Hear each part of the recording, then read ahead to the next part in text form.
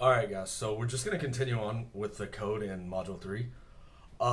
We want to test our curvature. And so what I'm going to do is I'm going to take that original data, the one we put the curvature in, the one where we added the quadratic, and I'm just going to fit a quadratic term. That's how you fix curvature. You can either, you really have two options. You have the option to transform it out, which we'll talk about in a little bit, or you have the opportunity to fit basically models that account for curvature. The way we do that is we add polynomials to our model, and we'll talk about that in another module. But the entire idea is I can add a polynomial by just saying I x squared. The I here means independent. So it says I want you to treat x squared independent of x, because if I don't put it in there that way, what it's going to do is it's going to treat x and x squared as still a function of x. They're the exact same thing, so they're going to go together. Now, there's a lot of issues that come with using polynomials that we're going to discuss later. Now, if I just fit this model with curvature and just take a look at the summary, here's what I get. I get a summary that basically comes over here and says, hey, look, here's an intercept, here's x squared. So this is beta naught plus beta 1 times x plus beta 2 times x squared. Here are the coefficients. Well, this is great. You look at it, everything's significant. You guys know how to interpret this model. Here's the issue I have, though. Let's take a look at the fitted values now. Do they look like the original plot we saw? Nope, complete null plot. Well, this is great. This is great. Before we could clearly see it, but let's say you want to make extra sure. There's something that is called the Tukey test for non-additivity.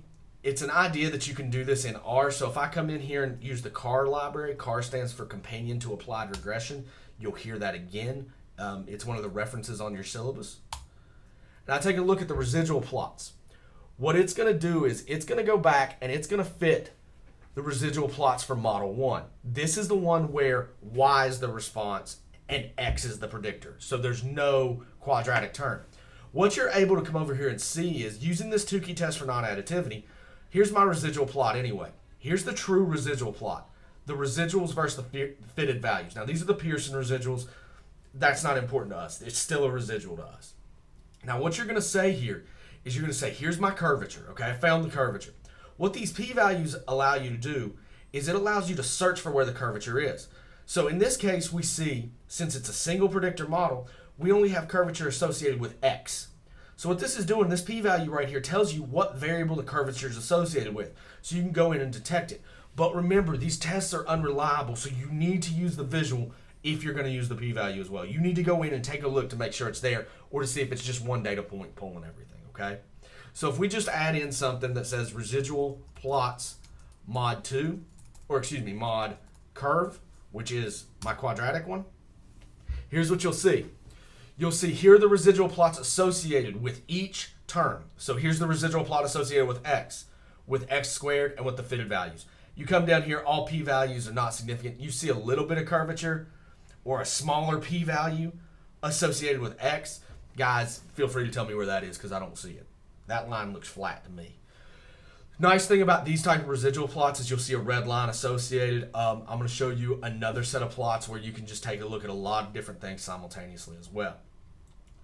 Now, this is one of the things you should think about. This is one of the things you should know how to do.